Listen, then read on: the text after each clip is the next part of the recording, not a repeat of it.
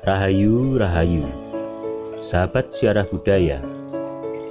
Kali ini kita akan berbicara seputar air. Kita tahu untuk melihat kualitas air bisa kita ukur dan lihat lewat beberapa alat seperti pH, TDS, DO, atau ORT. Nah, kali ini bagaimana TDS air yang ada dapat kita turunkan dengan cara yang sederhana, murah, mandiri, dan alami. Pedoman yang kita pakai adalah konsep mandala gunung samudra, di mana mandala tersebut akan menjadi sempurna wujudnya tatkala air yang dari langit, atau kita sering menyebutnya air hujan, turun membasahi bumi. Banyak orang kemudian mengatakan bahwa kejadian tersebut adalah simbol bersatunya Bopo Angkasa dan Ibu Bumi. Peristiwa ini sebetulnya sesuai dengan kisah kuno Samudra Mantana Pamutaran Giri. Nah, bagaimanakah cara kerjanya? Bagaimana kita bisa menurunkan TDS? Silahkan ikuti terus video ini. Salam kesejatian. Rahayu, Rahayu.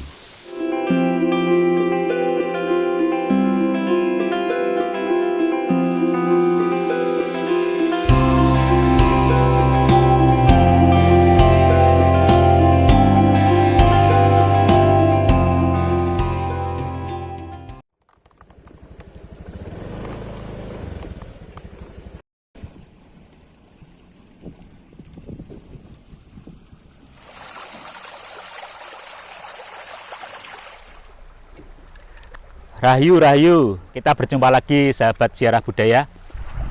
Berbicara tentang air, kita tidak bisa lepas, saya pun tidak bisa lepas dari susastra kuno yang mengisahkan tentang cerita Samudra Mantana Pamutaran Giri. Singkatnya, itu adalah kisah atau simbol dari mandala gunung samudra. Di utara itu adalah Gunung Merapi, di selatan jauh di sana itu adalah pantai selatan. Dan dari mandala itu dihubungkan oleh aliran sungai yang kita lihat sekarang ini, jauh membelah kota sampai dengan samudra. Nah, untuk memberikan kesempurnaan pada mandala tersebut, seringkali orang zaman dulu mengatakan bahwa mandala tersebut sempurna ketika hujan turun dari atas dan membasahi bumi, sehingga terjadilah mandala utuh. Ini bisa menjadikan gambaran yang jelas ketika kita bicara tentang tubuh manusia. Bagaimana tubuh manusia itu pun adalah mandala utuh. Mandala utuh ketika kita mengkonsumsi air. Sehingga air sebetulnya menjadi hal yang paling penting untuk alam dan juga untuk tubuh manusia. Kita tidak akan jauh-jauh dari air, dan saya pun mengharapkan kita semua jangan sampai menjauhi air. Mengapa? Karena 70% bumi kita ini ternyata terdiri dari air, bahkan lebih. Begitu pula tubuh manusia, 70%-nya lebih itu terdiri dari air. Sehingga ketika kita bicara netralitas tubuh, kita bicara tubuh yang berkualitas, seharusnya nomor satu yang kita bicarakan itu adalah air. Ini air Sungai Kaliboyong. Saat ini kita akan mencoba mengambil air satu dari Kaliboyong. Kemudian nanti kita akan ambil air dari umbul di sekitar sini, dan selanjutnya kita juga akan mengambil air dari tanah atau sumur yang ada di penduduk sekitar. Mengapa kita ambil air itu? Karena ini adalah air yang kita gunakan untuk keperluan sehari-hari. Dari situ nanti kita akan ukur atau kita akan lihat pH dan TDS air itu. Lalu karena tadi kita bicara tentang keutuhan mandala itu ketika terjadi hujan, maka kita pun nanti akan mencampur atau mengukur air hujan yang kita dapatkan di sekitar sini juga. Kita akan melihat bagaimana efek ketika beberapa air dari sumber yang berbeda-beda itu akan berubah juga TDS-nya. Kemungkinan juga akan berubah pH. Namun kita akan mencoba apakah TDS itu akan bisa turun atau justru naik. Ketika TDS itu turun, berarti kita pun akan mendapatkan air yang kemungkinan besar lebih berkualitas bagi tubuh manusia. Kita bisa secara mandiri sebetulnya menurunkan TDS air itu dari apa yang kita punyai. Negara kita, Nusantara ini telah dianugerahi oleh Sang Pencipta itu berkah yang luar biasa berupa alam, sinar matahari, dan air, terutama air langit atau air hujan. Dan itu perlu kita upayakan semaksimal mungkin. Satu lagi yang ingin saya katakan dan saya sampaikan itu adalah ketika turun hujan pada musim hujan, jika semuanya mempunyai atau ada yang mempunyai sumur, jangan ditutup sumur itu, biarkan terbuka. Maka air hujan itu akan mempengaruhi TDS dan pH air. Begitu pula ketika kita punya rumah. Kita punya rumah itu sebaiknya jangan ditutup halamannya, biarkan terbuka. Sebisa mungkin 45% area rumah itu terbuka, kalau tidak bisa 30%, itu minimal. Sehingga kita punya ruang di mana tanah itu mampu merekonsolidasi dirinya, memperbaiki dirinya, sehingga kesempurnaan itu yang tadi saya katakan tentang mandala Gunung Samudra, kesempurnaan dalam tubuh itu akan didukung dengan keutuhan dari alam sekitar kita yang telah kita upayakan secara mandiri.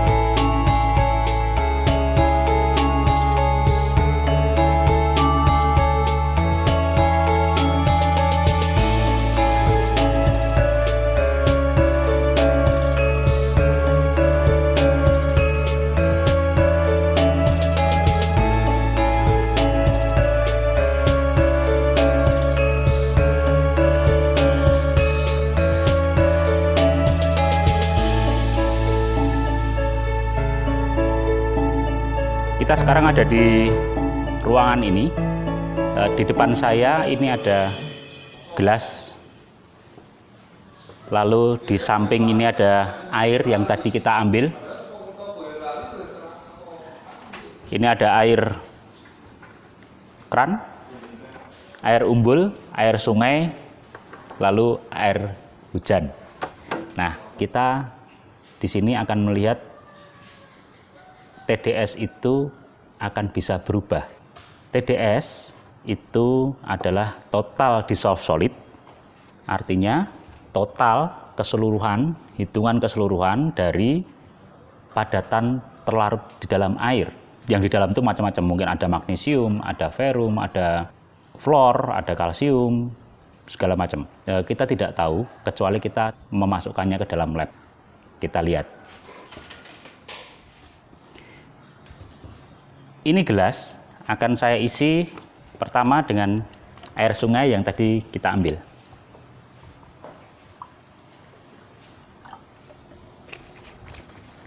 Ini air sungai.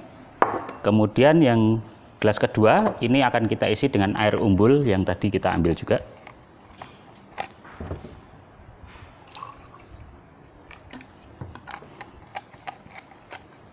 Kemudian yang terakhir, gelas ini kosong, kita akan isi dengan air keran dari rumah ini.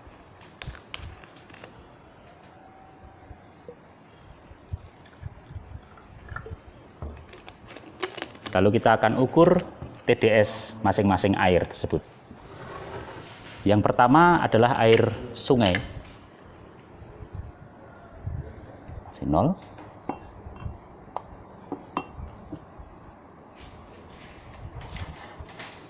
Kita mendapatkan TDS air sungai 98. Yang kedua itu adalah air umbul atau mata air.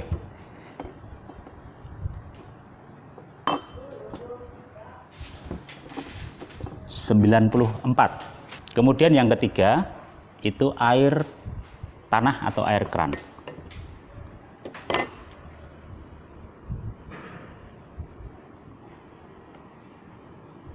Kita dapat angka 87. Di 98, 94 dan 87. Ini air hujan yang tadi juga kita ambil.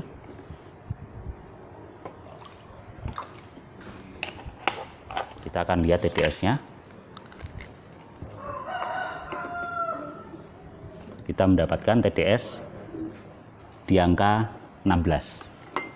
Sekarang saya akan mencampur air hujan yang sudah kita ukur TDS-nya tadi, 16 ppm.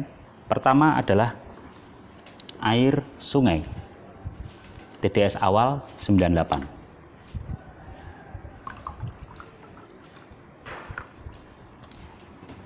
Yang kedua, air umbul. TDS awal 94.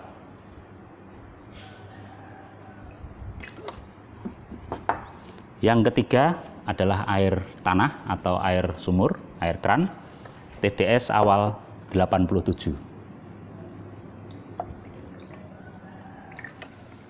Sekarang kita akan ukur apakah ada perubahan dari TDS di masing-masing gelas yang berisi air ketika sudah dicampur dengan air hujan. Pertama, air sungai. TDS awal 98 dan dicampur dengan air hujan TDS 16 ppm. Ada perubahan jadi 55. Yang kedua, air umbul. TDS awal 94 dicampur dengan air hujan TDS 16 ppm. Menjadi 53. Dan yang ketiga, yang terakhir, ini adalah air keran. TDS awal 87 ppm dicampur dengan air hujan TDS 16 ppm. Jadi 52. Nah, itu tadi bukti seperti apa yang sudah saya ceritakan tadi, bahwa mandala gunung samudra, alam, kemudian mandala tubuh itu akan menjadi sempurna ketika air menjadi hal yang diperhatikan. Mandala gunung samudra menjadi sempurna ketika turun hujan, menjadi hidup alam, dan tubuh pun menjadi demikian ketika TDS yang kita konsumsi itu cukup atau layak. Di WHO mengatakan bahwa sekitar 60 sampai 100, kalau tidak salah 150 itu adalah syarat air bisa dikonsumsi.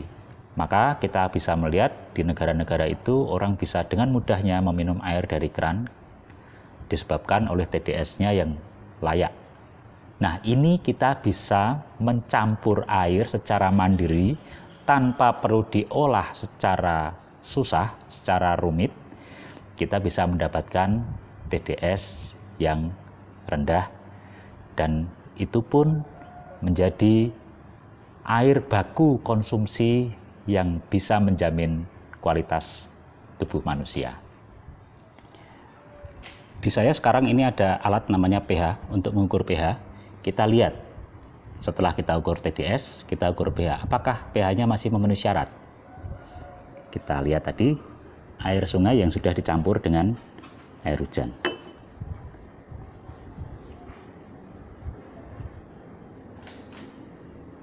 Masih bagus sekali, 8 lebih. Kemudian ini air umbul yang sudah dicampur dengan air hujan tadi.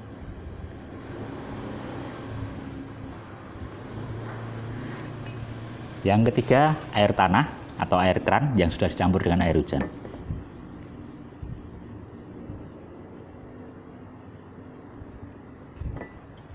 Semua masih memenuhi syarat. Namun, ada satu hal yang ingin saya sampaikan. Ini kita belum mengolah dengan peralatan yang sebetulnya bisa juga kita buat sendiri. Jika kita akan membuat air ini mengandung ion plus dan min, itu kita bisa mendapatkannya lewat alat yang namanya elektrolisa. Itu akan kita bahas kemudian. Dengan apa yang sudah saya paparkan, saya rasa kita sudah cukup bisa mendapatkan air yang berkualitas bagi tubuh. Sahabat Siarah Budaya, itu tadi yang kami nyatakan.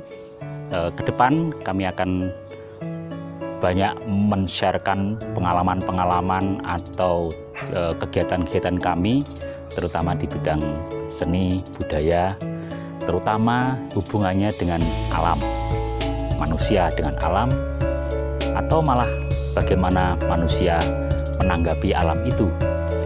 Dan kalau umpamanya channel ini bermanfaat, silahkan subscribe di sini. Kalau ada ide, gagasan, usulan atau komen, kami persilahkan untuk mengisi komen-komen di bawah, karena ini akan sangat berguna bagi kita semua dan tentunya bagi Nusantara. Rahayu, rahayu.